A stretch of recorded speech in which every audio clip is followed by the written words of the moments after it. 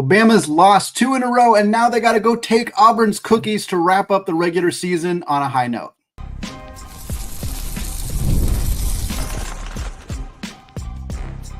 You are Locked On College Basketball, part of the Locked On Podcast Network. Your team every day. What's up, folks? Happy Friday. Happy March. Welcome into the Locked On College Basketball Podcast, a daily national college hoop show, part of the Locked On Podcast Network, your team every day. We are your co-hosts. I'm Andy Patton. He is Isaac Shade, and you are joining us at the place to get your college basketball content every single day. I want to thank you all for making the show your first listen or your first watch of the day. Remind you that you can listen to the show ad-free on Amazon Music, and give a special shout out to those everydayers and the members of the Locked On College Basketball Discord community. Today's episode of Locked On College Basketball is brought to you by FanDuel. Right now, new customers can get $150 in bonus bets if your first bet of $5 or more wins. Well, Isaac, we got a ton to get to today. We're going to talk about some ranked games, some other ranked. All 24 out of 25 of the ranked teams are in action this weekend. The only team that's not is St. Mary's, as they get that bye in the WCC tournament. So we're going to talk about a ton of these teams, some conference battles, some conference tournaments, which have gotten underway. By the end of this weekend, we're already going to have 5 tickets officially punched into the NCAA tournament. So we're going to talk about which conferences those are, what that looks like. I also want to just mention quickly, we are very close to 4,000 subscribers on YouTube. If you're watching on YouTube, just go hit that subscribe button. You'll get notified of every new show that comes out, including when we have bonus content, which we did on Friday morning, a few hours before we're going live here. We had an episode with the executive producer, Tom Farrell, who produced the Pitino Red Storm Rising documentary. Very, very good stuff. Isaac had a very fun conversation with him. Check that show out in your feed if you have not done so yet. Isaac, tons of great games. Only going to talk about 3 in the first segment because there's such big games, such implications for these contests, but it means we're going to have a lot of games that we don't get a ton of attention on. That's just the nature of the beast here in early March. But we got to start with the biggest game of the weekend. Number 7, Alabama, going to Auburn to take on the number 1 ranked Tigers. We've known that this game was going to be a big one all season long. It was kind of circled on the calendar from the get-go of like, hey, it's an SEC battle. Maybe this will determine the SEC championship, their rivals. And what it's ending up kind of serving a different role.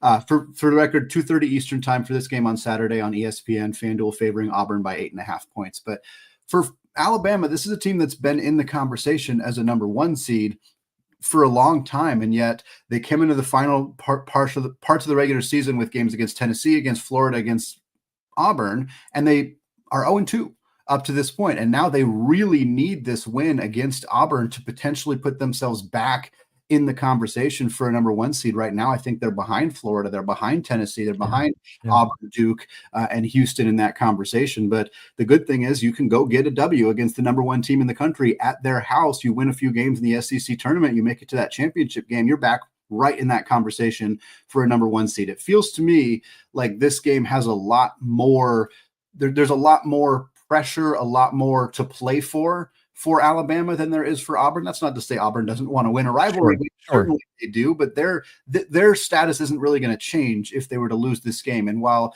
you never admit that you're feeling complacent, it's a human nature thing. So I'm very curious to see if Bama comes out kind of playing with their backs against the wall and can get a W here on the road. Andy, you're spot on with that. This game matters wildly more to Alabama than it does to Auburn. I think we saw that on Tuesday night when Auburn went to College Station and lost to Texas A&M. I'm of the mind, Andy, I'm curious if you are, and then I'll take it back, that Auburn could lose this game, lose their quarterfinal game, their first SEC tournament game, and they've got a big enough lead. They're still the number 1 overall, no matter what anyone else does. Yeah, I think so too. I mean, I think Duke doesn't have enough good games left. Duke could beat Carolina. We're going to talk about that. They could win the ACC tournament, but that's just expected at this point. Like, that's expected. Houston, I don't think they can make that jump. Like, I think if Houston were to win the Big 12 tournament, that puts them close, but I don't think it puts them over Auburn. So yeah, I think Auburn is pretty safely in that number 1 overall spot. Because, I mean, again, the worst case scenario for them is a loss to a top 10 team in Alabama, and then a loss in the SEC quarterfinals, which is still going to be a good team that they lose to. So yeah, I think Auburn's probably pretty safe in that spot. And so all of those ramifications lead me to say that we'll see for Auburn. Obviously, as you said, it's a rivalry game. They want to win and they'll play hard, but Bama's got to come out with their hair on fire. You know, we talked about 5-3-1 with playing Tennessee, Florida, and Auburn, and where they were ranked when they started that. They pooped the bed. They should have beaten Tennessee and been 1-1 in these games, but instead they're 2-2. They've lost 4 of their last 6 because one of those was the first Auburn game. Then they went on the road and lost in Columbia to Missouri. And Andy, if I were factoring it out today, I mean, you just kind of laid it out, but let me say it specifically. Auburn, Duke, Houston, and now Florida is the 4th number 1 seed. I mean, good grief. They've won at Auburn. They've won at Alabama. They beat Tennessee. At home, yeah, they lost in Knoxville, but so what? They've only got 4 losses. It's all to tournament teams. And then now it's some kind of combination because Tennessee lost midweek this week too. It's for me, it's Bama and Tennessee fighting for the top 2 seed. I think that's where I'm at with Alabama today. And let's remember, this is still a team that is that. I mean, they went 22 of 45 from 3 the other day, Andy. On those nights, you just don't beat them. Yeah. So their ceiling is probably the same ceiling as Auburn and Duke. Yeah, I'm with you 100%. I think this is going to be an incredibly fun matchup. And I mean, not even just for the rivalry aspect and every other aspect of it, just a game that's really going to kind of show us how capable these 2 teams are of making really deep runs in March. And it kind of leads into this other game that the implications are different for Duke, North Carolina in a lot of ways. It's always a game with high implications because it's one of the best rivalries in all of sports, without a doubt. But this is a game where for Duke, they are in a position where they're still haven't completely secured the ACC regular season title. Like they have to win this game to put no doubt that they are the ACC regular season winners. If they lose this game, you open up the door for a potential tie with teams like Louisville and Clemson, who are right in the mix with them. But for North Carolina, the implications are massive. I mean, they're as big as they get. You win this game, you probably put yourself in the NCAA tournament. You lose this game, now you have some serious work to do in the ACC tournament where you got to win a couple of games to even really have a chance of getting into the big dance. That's as big as it gets for North Carolina. This is it. You win or go home. I mean, it's not quite that simple, but it's pretty close to being that simple for North Carolina. This game, by the way, 6:30 Eastern time on ESPN on Saturday. So keep ESPN on all day long. You got Bama, Auburn, you got Duke, Carolina. It's going to be a great slate of games. KenPom favoring Duke by 11 in this one at this point. Isaac, what do you see in this game? Obviously, North Carolina, they got this nice 6-game winning streak, but it's not against particularly good teams. That's been the story of the ACC this year. North Carolina, I think 1-10 in their quad 1 games. Duke has been absolutely rolling. How do you see North Carolina potentially being able to pull off a win here and putting themselves more safely in the field?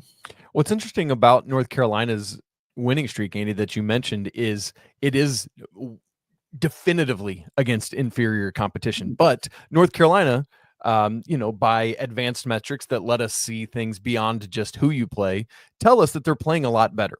Yeah. They switched their starting lineup to get some more size. Drake Powell at his natural small forward position, along with Jalen Withers at the 4, Vin Allen Lubin at the 5. Although this is senior night for North Carolina, Hubert Davis is one of those coaches that will start his seniors. The nice thing for him, he's got 3 of them. 2 are already in the starting lineup in RJ Davis, Jalen Withers. So I expect we'll see Ty Claude start at the center for North Carolina.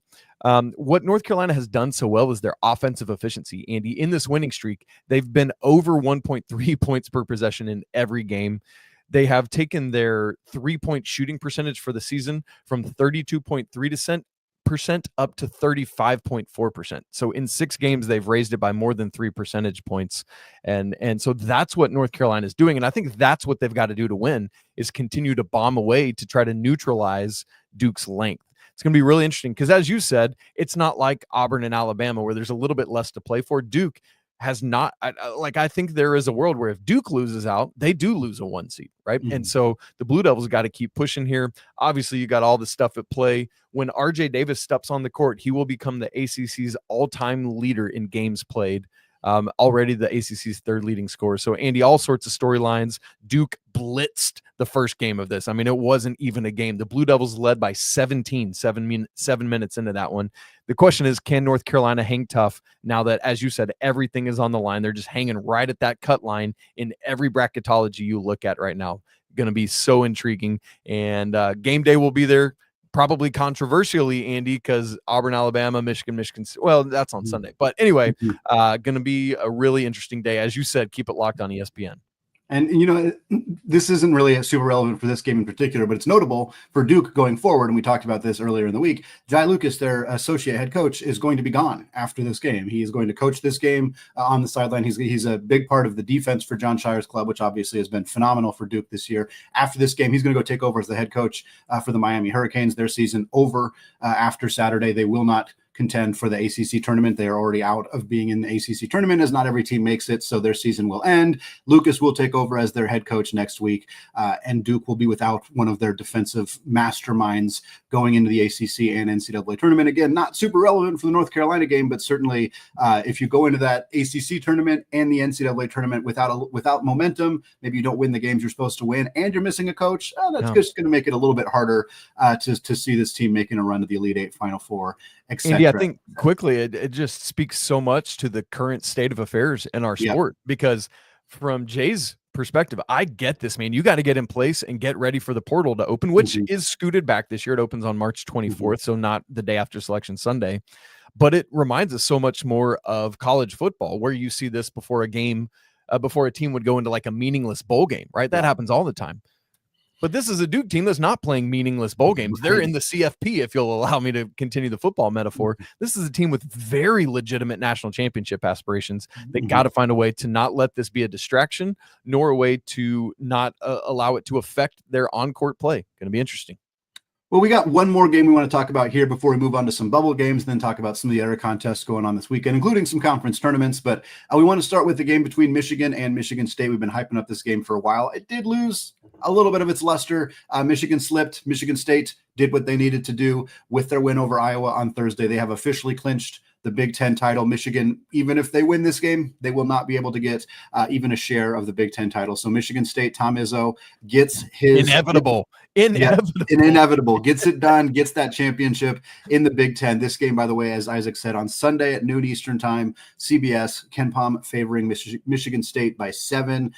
Again, it's a similar-ish situation to Bama Auburn, where Michigan's going to be very motivated. I don't think, again, it's not to say that Tom Izzo and Michigan State won't be motivated. It's a rivalry game. They're at home. They want to win this thing badly, but Michigan really wants to carry some momentum into the Big Ten tournament. They've been scuffling a little bit as of late. I think this is going to be a really fun game, and it's unfortunate that it's not going to carry the For All the Marbles title that it could have carried had things gone a little differently this week, but I don't think that's going to impact the enjoyment of watching this game on Sunday. Andy, in some ways, we probably should have put those two games together, Michigan and the Michigan and Alabama games, because it's the same thing. Michigan State went to Ann Arbor a couple weeks ago, beat them, and now they've already wrapped up the regular season and are comfortable and don't necessarily need this other for seeding, right? Like the Spartans are trying to get a 2 seed here. And so another win over and props to Dusty May. Like the fact that we're saying Michigan just didn't hold it together is like, man, wild stuff for what he's done in his first year. And we got to make sure to give him all those flowers. It's going to be a really interesting game. Make sure you get home from church and you're locked in to go on Sunday afternoon to wrap the regular season. Andy, Lunardi's latest bracketology is out, along with a whole bunch of bracketologists on Friday morning to get ready for the weekend. Can Georgia keep it moving in the right direction? Plus, a massive game tonight in the Mountain West with double bubble implications on in just a second. Right after I tell you about FanDuel, when the game tips off, the NBA action is just getting started, and there's no better place to get in on it than FanDuel, America's #1 sportsbook. With FanDuel, you can place live bets throughout the game, so even if you miss the opening tip, or if you want to bet on a fourth quarter comeback, you can stay in on the action. And if you're looking for a bigger payout, you could even combine some of those bets into a same-game parlay. It's great, because when you win, you get paid instantly. We just talked about it, but Auburn favored at home over Alabama by 8.5. If you think Auburn's going to no-show because they don't care, well, then maybe you want to go with the Tide. Right now, new FanDuel customers can get $150 in bonus bets if your first $5 bet wins. Just visit FanDuel.com to join today. Again, that's FanDuel.com for your shot at $150 in bonus bets. Make every moment more with FanDuel, the official sportsbook partner of the NBA.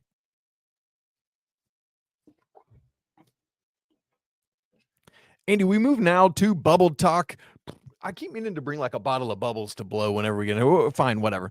Andy, with Joe Lunardi's refresh on Friday morning, two teams in particular I want to mention that have moved either safely into the field or to the wrong side of the bubble. And so we're at the bookends. There is Baylor is the first one of those. Lunardi has moved them off the bubble and more safely into the tournament. I mean, they still need to win. They got a massive game this weekend against Houston, but he has them as a 10 seed, a little more safely in the last 4 buys. And then on the other end of it, he has moved Villanova out of the field because they lost to Georgetown midweek. And I don't know if you know things, Andy, this ain't Patrick Ewing, the player, not the coach, at Georgetown, with all due respect to his coaching career, which just Isaac, on Wednesday's show, I have to say this. On Wednesday's show, I was referencing Villanova with Leaf, and I literally said, this isn't Patrick Ewing's Georgetown in the opposite way of what you just said. I was referring to how Georgetown is now better than they were under Patrick Ewing, the coach. And Leaf was like, oh, I thought you meant like when Patrick Ewing was playing. I was like, yeah, no, they're certainly not that.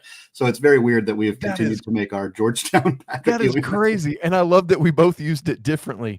Y'all, this is why we are connected at the hip. It's great stuff. Andy, let's start with the last 4 buys.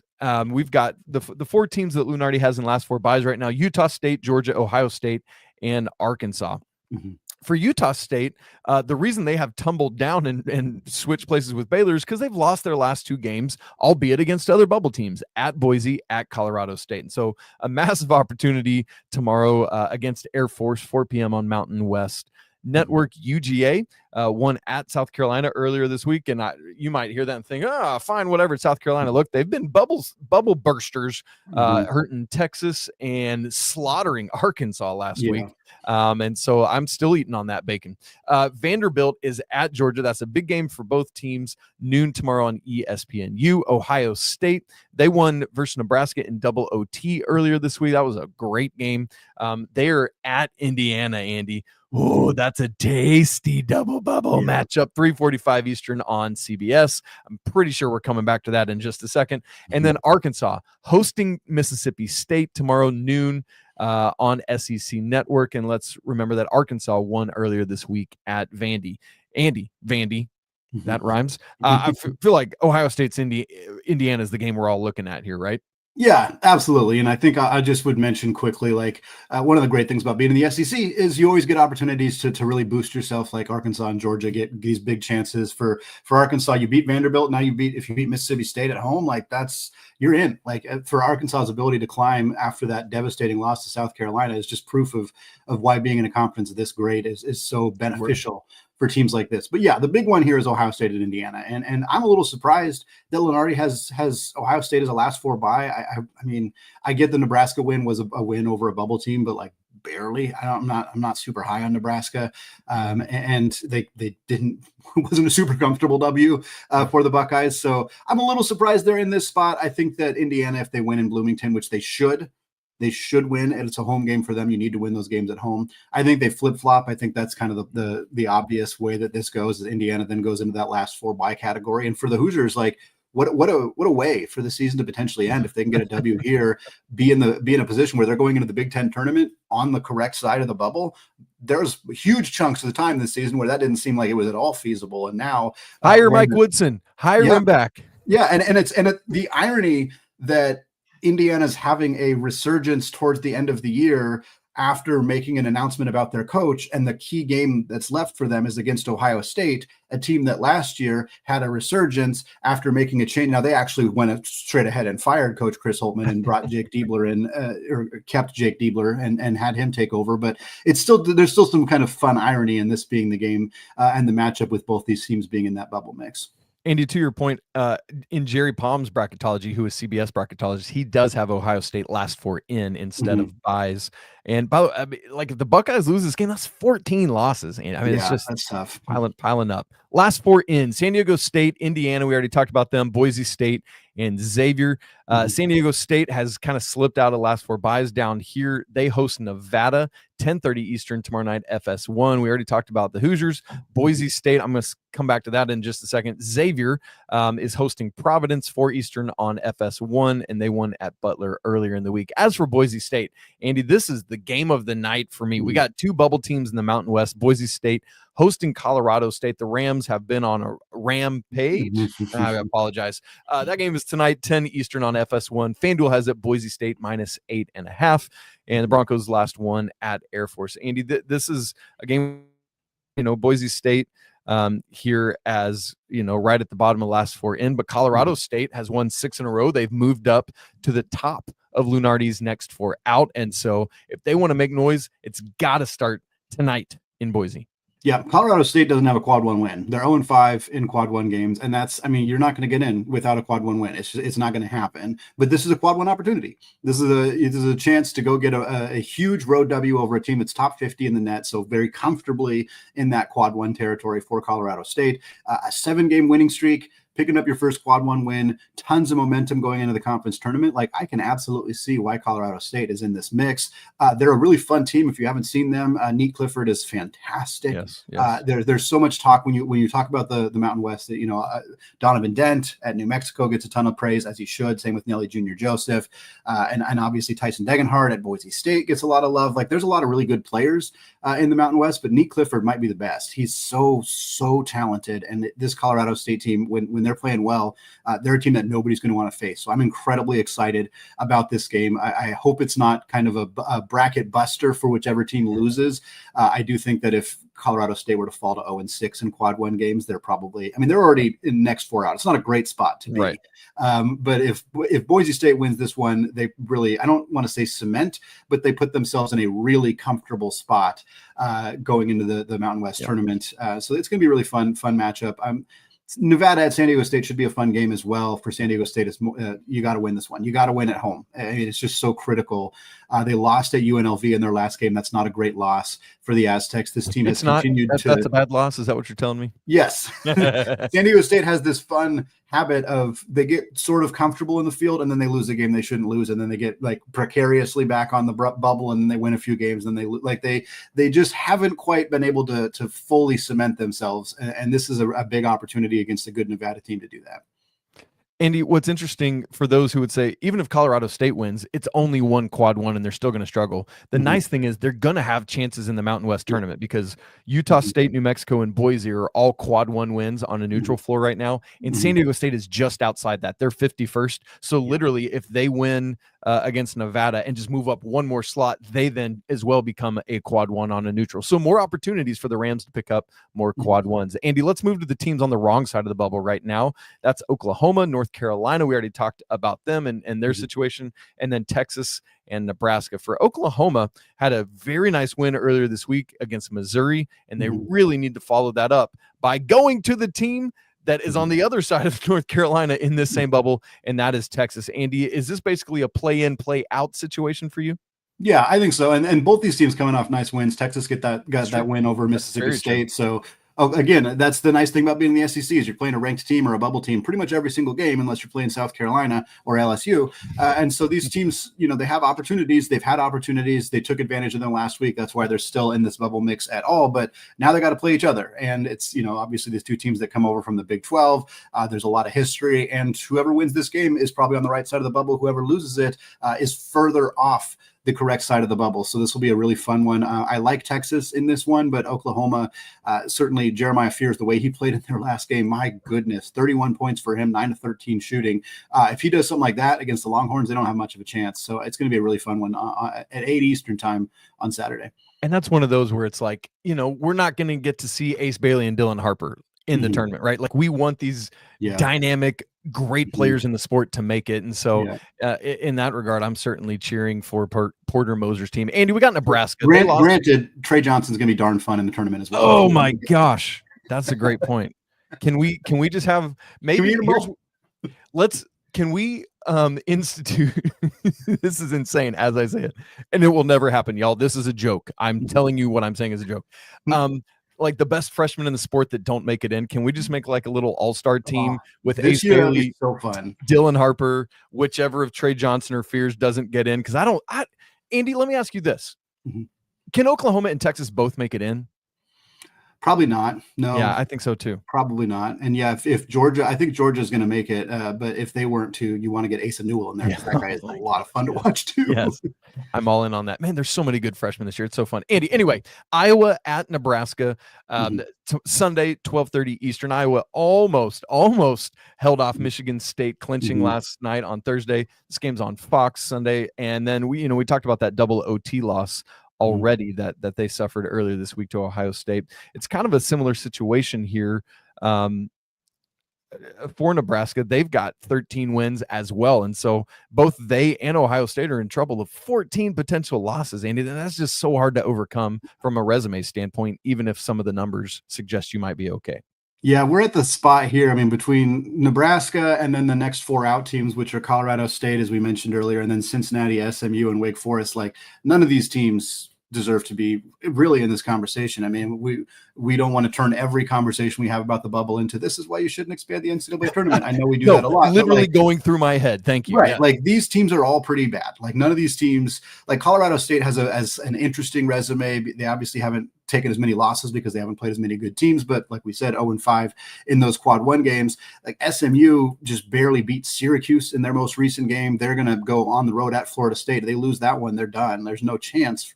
Wake Forest, I mean, the resume is just not there for me either. They're hosting Georgia Tech, got to win that one. I mean, no debate. Cincinnati, I'm surprised they're still on the bubble after losing to Kansas State. They scored 49 points against Kansas State in their most recent game. They're at Oklahoma State.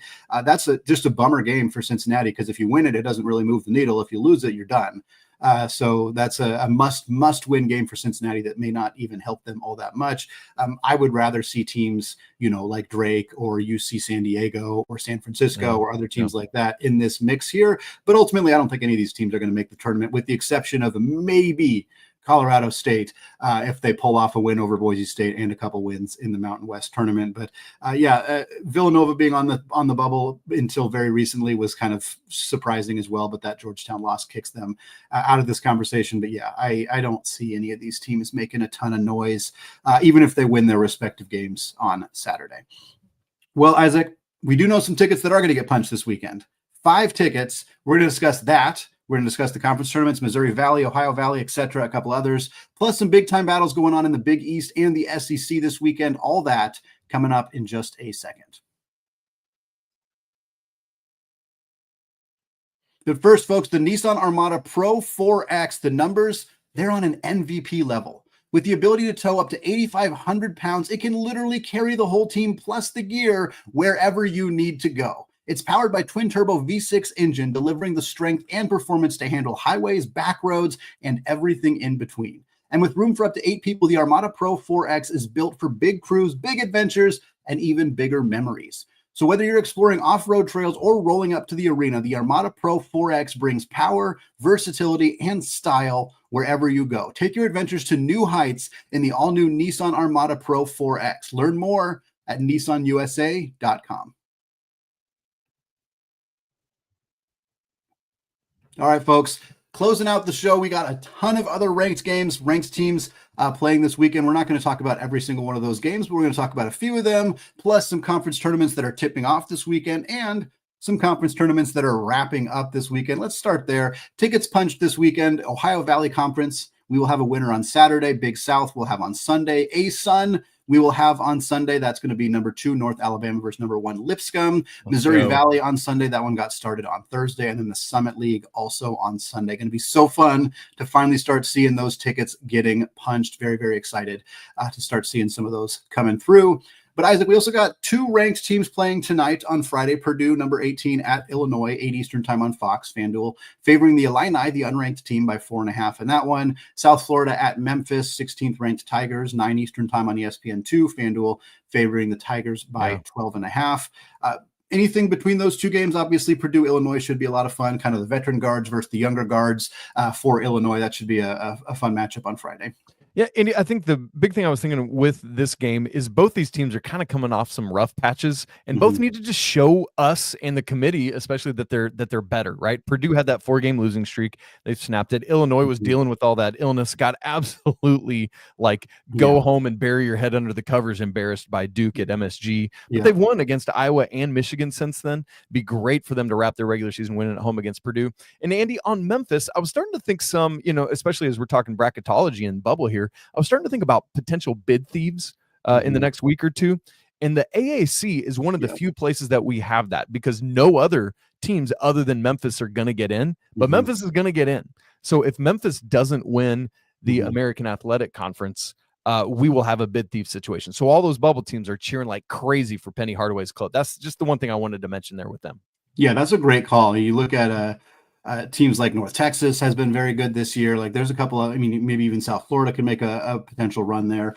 UAB, Tulane, like there's a very real possibility. Memphis is very good. They're dominating that conference, but they're not infallible. So that is one to keep an eye on. Because again, I would be surprised if you see a big bid thief in like the WCC, like maybe Santa Clara gets red hot and wins a couple games there, maybe the A10, but again, I don't know if that ends up being a 2-bid league. Like there's not a ton of opportunities for bid thieves this year. So definitely, like you said, worth keeping an eye on the AAC. Isaac, 20 of the 25 ranked teams are in action on Saturday. We talked about a handful of those games already. There are 2 other ranked matchups. I'll mention those here, and then we can kind of look at some of the other games that are going on as well. We got number 6, St. John's, going on the road at number 20, Marquette. Marquette coming off that loss to UConn. This game at 12 Eastern time on Fox.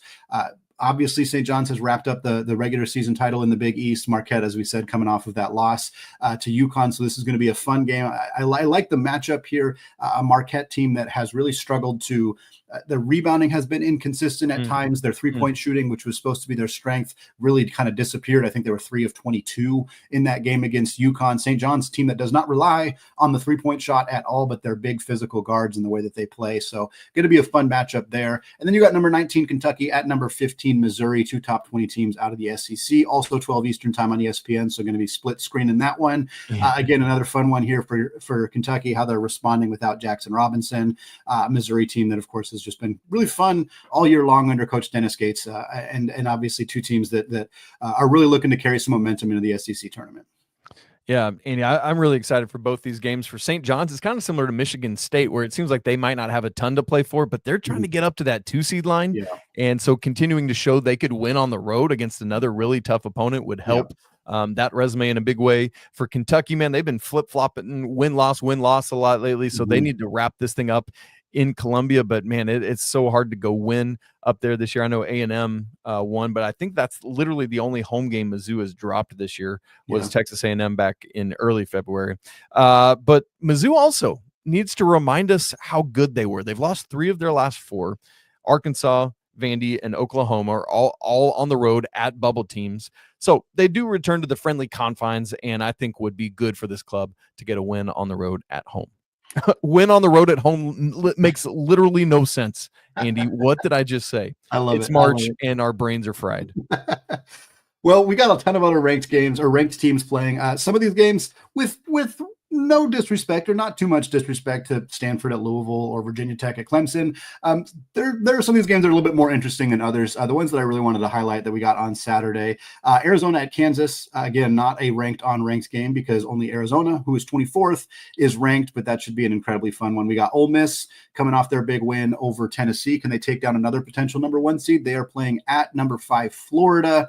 That game at 6 Eastern time on the SEC network, while Arizona at Kansas is at 4:30 Eastern time on ESPN. That's the game in between, I believe, the Auburn, Alabama, and Duke, Carolina game. So a lot of good stuff going on ESPN on Saturday. We also got number 3 Houston at Baylor. That should be a fun one. Baylor obviously not in the ranked conversation right now, but as we mentioned earlier with Lunardi moving them out of the bubble and safely into the field, I think they can take a loss here and still be safely in the field. If they get absolutely whacked at home, that might push them back onto the bubble. But this is a game where I think they have a realistic chance of playing competitively with Houston. And if it's a 5 to 8-point game, I think you still feel pretty comfortable if you're Baylor. Certainly, you would like to see Baylor. If you're Baylor, you'd like to go in and win that game and then really cement yourself in the tournament without any pressure or very little pressure going into the Big 12 tournament. That game, by the way, 10 Eastern time on ESPN. Wow, ESPN slate is fantastic on Saturday. And then I'll just mention quickly Utah at number 23, BYU, just because it's a fun rivalry game. Utah with a new head coach, Alex Jensen, comes in,